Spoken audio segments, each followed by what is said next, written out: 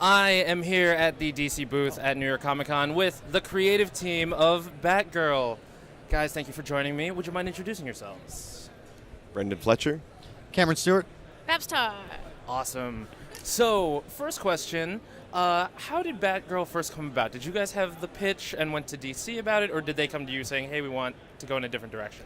I got an email from Katie Kubert, who's not an editor anymore at DC, but was at the time the Batgirl editor, and she emailed me and said, how would you feel about taking on Batgirl entirely on your own as a writer-artist? And because they had the idea of wanting to bring back the kind of the solo sort of auteur kind of vision. And I was very interested, but I had just agreed to do another project, like literally 2 days prior. And so I said, I would really love to do this, but I don't know if I can.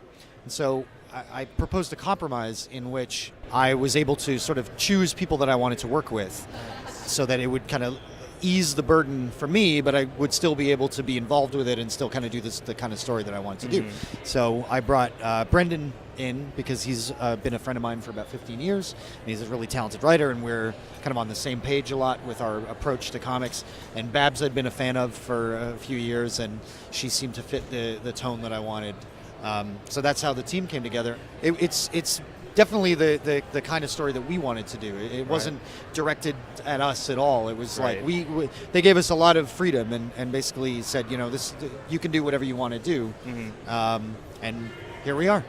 Awesome. So Babs, like a lot of people, I found your art on Tumblr for a while. So I was wondering how did you feel when you were first brought onto this project? I was super excited. I was working as a game artist before this, making like app art in San Francisco, and it's something different when you have to make art for someone else, and I had to like have a different style, and to be offered something where they wanted to work with me for my own personal style and pay me for it. I was like, of course, sign me up right now. So, and I was also like really nervous, like when Cameron first emailed me, because I was like, just a couple things, never done a comic page before, and my style looks nothing like DC's, so are you sure, you emailed the right person, and he was like, they're kind of itching for a change, and I think, you just might be it. So it worked out all for the best. Great. So what were some elements of Batgirl that you all wanted to bring to the book? Like maybe classic elements that you guys loved from before, or new things that you definitely wanted to put in there? I know as a girl reader, I wanted to bring, I wanted to make the characters feel more authentic to me, and I try to give them their own style.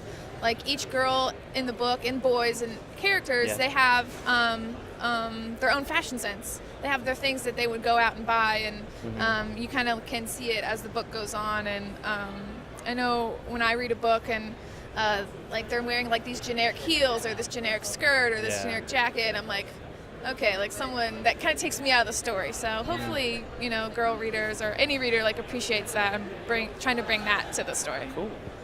For me, and I think for Brenden as well, the vision of Barbara Gordon that we have, I think, and the vision that most people have that resonates the most with the world at large is the television series, the 60s television series, and the animated series. And both of those visions of Batgirl are very fun and adventurous, and she's like, plucky and very positive and hopeful, and that's what I wanted to bring to it. Cool. The Batgirl should be a contrast to Batman. She's part of the Bat family. She wears the costume, but she shouldn't be dark and brooding and in the rain and all that. At least as far as I see it. And so I wanted to bring back that kind of element of fun and adventure. Cool. Absolutely, yeah, and we were completely on the same page. Day one when Cameron called me, this is exactly what we talked about. We knew, without even talking, what the approach would be. The other thing that we really wanted to drive home was that one of her unique abilities is her mind. It's the one thing that really sets her apart from the, not that Bruce is dumb, but Barbara's got a photographic memory. Barbara is a data specialist. She's a computer expert. She's a coder. I mean, there's so many things that are unique about her from the rest of the Bat family, and those are things that we really wanted to hold on tightly to. So in addition to the tone and the fashion, we really wanted to put the spotlight on her mind as well. Great. So speaking of fashion, the redesign is obviously a huge topic, since it was announced. What were some of the inspirations for that new functional costume? And I have to ask, was it kind of a response to Edna from The Incredibles with no more capes and the snap cape? No, and it's funny because a lot of people have mentioned that, and okay. it wasn't. And I love that movie. Yeah. And it actually wasn't in there at all. It was. I wanted to do, again, sort of as I said about the 60s television show. Right. I kind of wanted to do a contemporary version of that. So Okay. if you look, there's a lot of things that are sort of echoed in the costume. There's like ankle boots Yes. and a cowl that's not attached to the body, Mhm. and a zipper down the front, and there's these sort of subtle things about it that I want to do a contemporary version of. And it was just about kind of doing it from a fashion standpoint. Right. So I looked at a lot of fashion stuff and tried to I was looking for recurring things, so that I would find in contemporary fashion that could be adapted into a superhero outfit. And one of the things that I noticed was leggings and Doc Marten Yeah. boots, and since Doc Marten's already made yellow boots, and that's part of the color scheme, it was kind of a natural thing. The buttons was just a way, the snaps on the cape was just a way to have a cape that wasn't attached to the cowl. Gotcha. And I don't think it's ever been done before. I was trying to Yeah. think of it just seemed like kind of a unique, unusual thing to have, is this sort of snap-on, snap-off cape. Yeah, like in the book, when she's drawing out her costume, it says snaps exclamation point. And that was my exact reaction when I saw the snaps. I'm like, I love that. That's so genius because I've never seen it before. I think one of the special things about her costume too is in our storyline, like it's all Babs. Like she went out and she made it herself. Batman didn't provide it for her, and she went to thrift stores around Burnside and like created it herself. It's all her. Cool. So finally, so Batgirl is playing a role in Batman Eternal right now. I was wondering if you guys were going to cross over with any of those other titles, since the Bat family is so connected.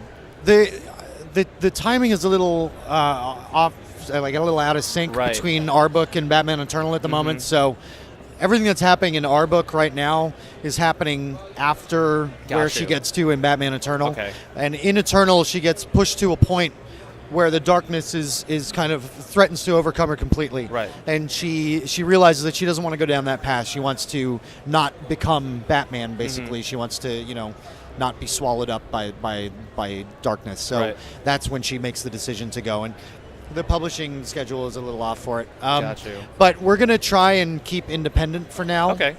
In future, we may have opportunity to cross over, but the one thing that was great is that our group editor Mark Doyle said that we're never going to be pressured into it, and Cool. if there's a way that organically we can incorporate the book into a line-wide crossover that feels natural and Yeah. doesn't feel like it's going to contradict or undermine the tone, if we can find a way to do that, then we can. Otherwise, we're under no obligation to Awesome. do so. So no Dick, no Tim right now. Not for now. No. We want to really kind of make it Barbara's story, and, Great. and we have Black Canary. We have Dinah Of Drake. course. She's the character that people will know already. But aside from that, we wanted to build an all new cast of characters. Awesome. Well, Yeah. guys, thank you so much. You're welcome. Thank you. Your book is coming at such a great time because the changing audience really appreciates the things that you guys are doing with Thank the you book. so much. So, We made it for you. Thank you very much.